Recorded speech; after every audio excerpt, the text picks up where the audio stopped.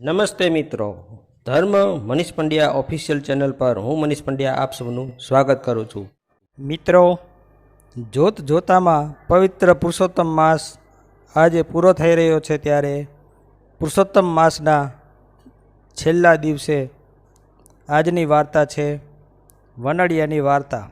7 ભાઈઓ વચ્ચે એક જ બેનડી છે. બહેને અખંડ કુંવારા રહેવાનું વ્રત લીધું છે. 7 ભાઈની વહુઓ, બહેનની ભાભીઓ બધું જ ઘરકામ, રસોઈ પાણી, વાસીદા કુસીદા કરે છે અને બહેન વ્રત ઉપવાસ એકટાણા ધારણા પારણા કરે છે. ધર્મ ધ્યાનમાં બધો જ સમય વિતાવે છે. એવામાં પવિત્ર પુરુષોત્તમ માસ આવ્યો છે અને સાથે સ્ત્રી પુરુષોએ ઉલ્લાસથી પુરુષોત્તમ વ્રત આદર્યા છે. 7 ભાભીઓ અને નણંદે વ્રત ઉપાડ્યું છે. તેઓ સાથે નદીએ નાહવા જાય છે, કાંઠાગોરની વાર્તા સાંભળે છે, દેવદર્શન કરે છે, દાન પુણ્ય કરે છે અને ઘેર આવી એકટાણું કરી પુરુષોત્તમ ભગવાનની ભક્તિ કરે છે. જોત જોતામાં પુરુષોત્તમ મહિનો પૂરો થઈ ગયો. વ્રતની પૂર્ણાહુતિ થઈ. એકમને દિવસે 7 ભાભીઓએ નણંદને કહ્યું, બેનબા, આજે વ્રત કરનારને વનડિયાની વાર્તા સાંભળવી પડે.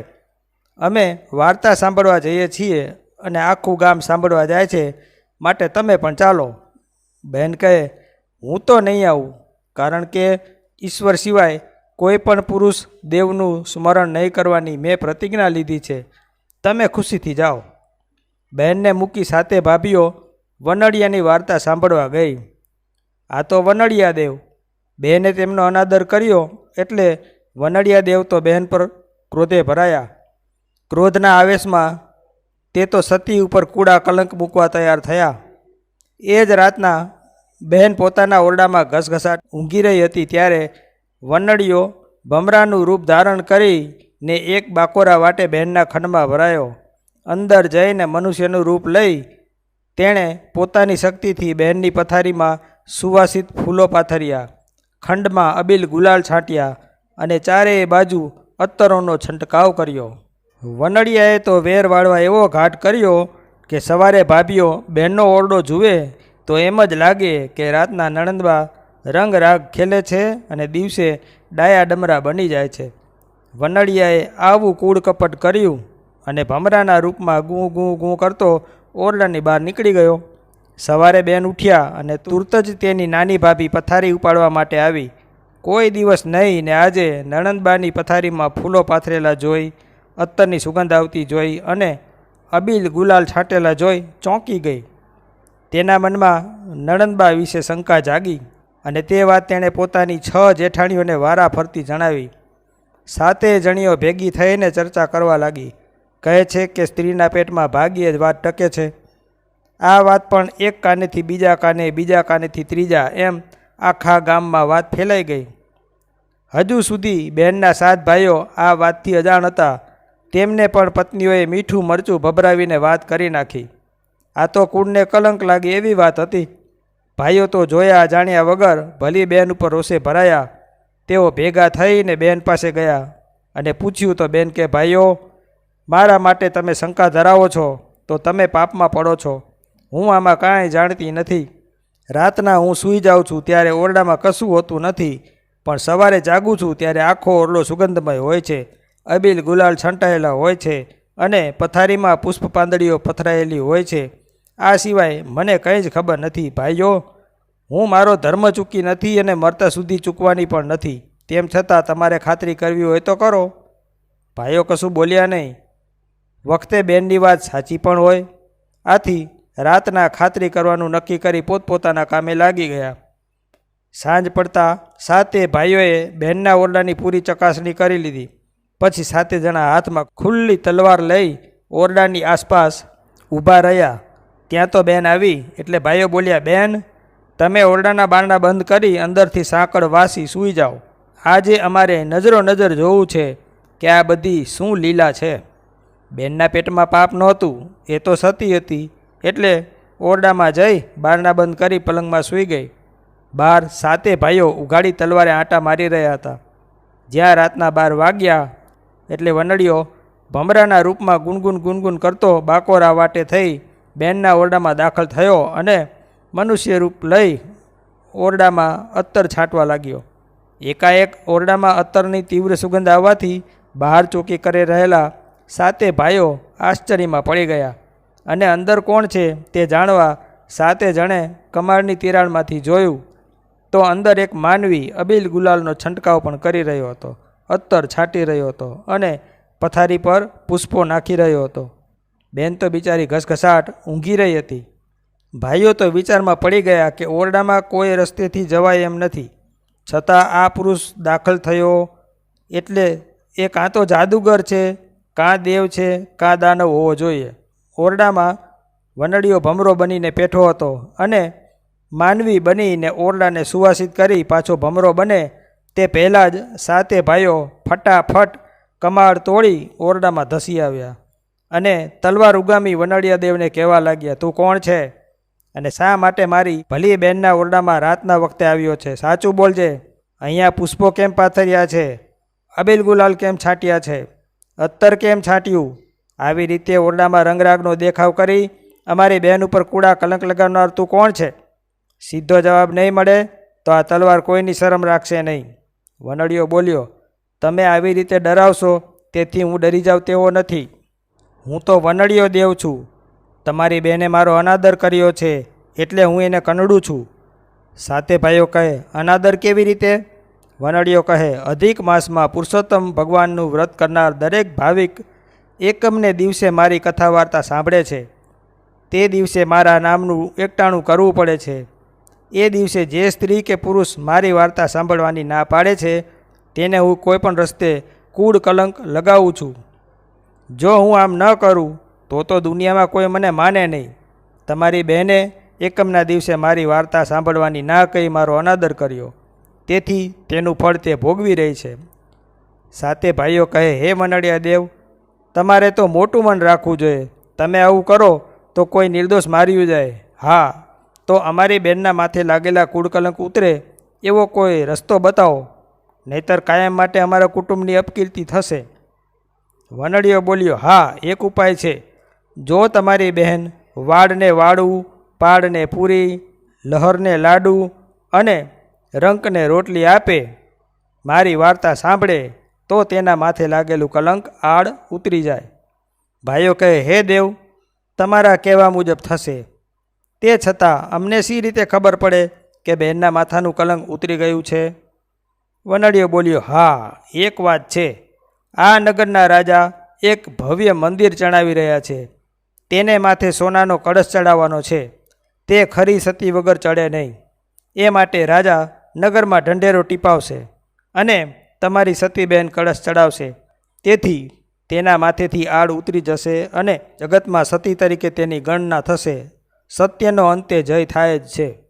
ભાઈઓ વનડિયા દેવને પગે લાગ્યા અને વનડિયા દેવ જોત જોતામાં ભમરાના રૂપમાં અંતર ધ્યાન થઈ ગયા. બહેન હજુએ ઘસઘસાટ ઊંઘી રહી હતી, તેથી તેને જગાડી નહીં. પછી તેઓ પોતપોતાના ઓરડામાં જઈને સૂઈ ગયા. સવારે ભાઈઓએ બહેનને બધી હકીકત કહી સંભળાવી અને તેને ખૂબ જ આનંદ થયો. વળી વધારે હરખ એ બાબતનો હતો કે મંદિરમાં કળશ ચડાવતી વખતે તેના સતીપણાનું પારખું થવાનું હતું. આ બાજુ રાજાએ ચણાવવા માંડેલું મંદિર પૂરું થવામાં હતું. હવે કળશ ચડાવવાનો બાકી હતો. કળશ કોણ ચડાવે? રાજાએ જોશીને પૂછ્યું.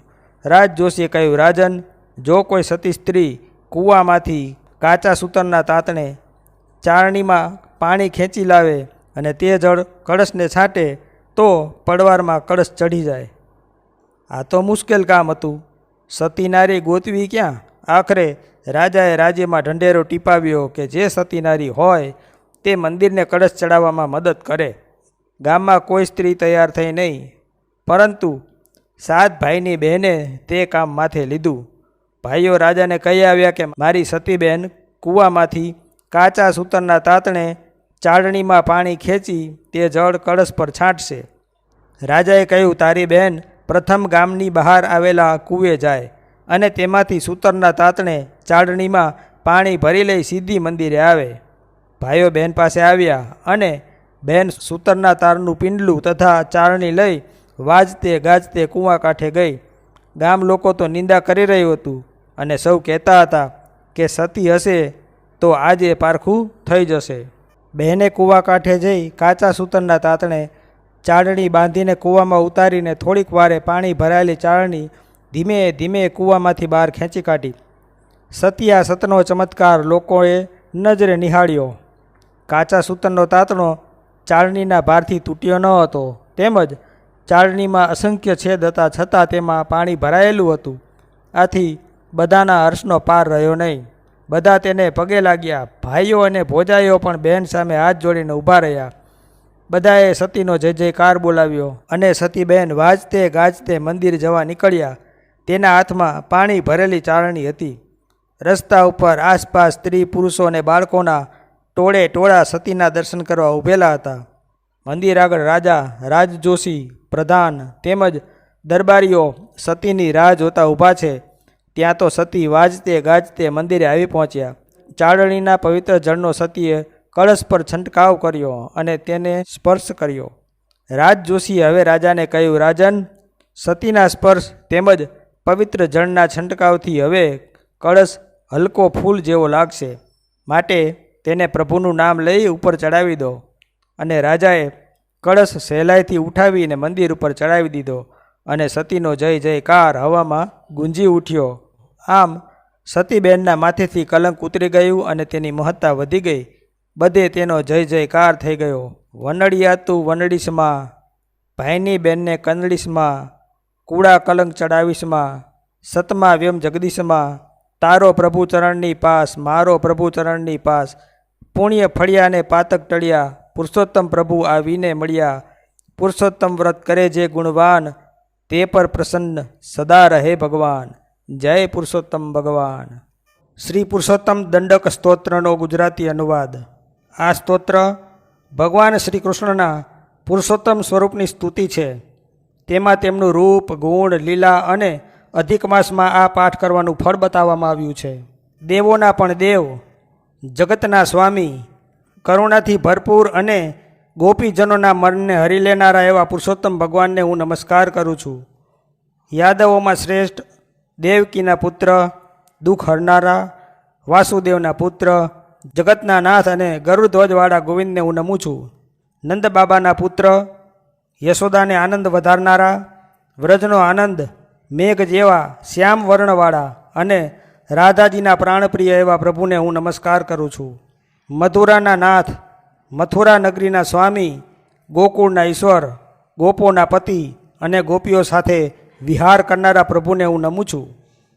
પિતાંબર ધારણ કરનારા, વનની માળાથી સુશોભિત, કૌસ્તુભ મણિથી પ્રકાશિત છાતીવાળા અને શ્રીવત્સના ચિહ્નથી અંકિત વક્ષસ્થળવાળા પ્રભુને હું નમસ્કાર કરું છું. શંખ, ચક્ર, કમળ અને ગદા હાથમાં ધારણ કરનારા, ચાર ભુજાવાળા, મુકુટ, બાજુબંધ, કેયુર અને કુંડળ આદિ આભૂષણોથી વિભૂષિત છે એવા ભગવાનને હું નમું છું. અધિક માસના અધિપતિ, કદી પણ નાશ ન પામનારા એવા શ્રી પુરુષોત્તમ દેવનો જે મનુષ્ય સવારે ઉઠીને પાઠ કરે છે તે સર્વ પાપોમાંથી મુક્ત થઈ જાય છે. જે મનુષ્ય પુરુષ નામથી ઓળખાતા આ સ્તોત્રને નિત્ય સાંભળે છે અને ખાસ કરીને અધિક માસમાં તેને સાંભળે છે તે શ્રીહરિની પરમ ગતિને પામે છે. ઇતિ શ્રી પુરુષોત્તમ સ્તોત્રમ સંપૂર્ણમ. બોલો પુરુષોત્તમ ભગવાનની જય. તો મિત્રો, જો આપને આવા વિડીયો પસંદ હોય, આપને આવી ધાર્મિક વાર્તાઓ પ્રસંગો સાંભળવા ગમતા હોય તો આ ચેનલને લાઇક, શેર અને સબસ્ક્રાઈબ કરજો. ધન્યવાદ.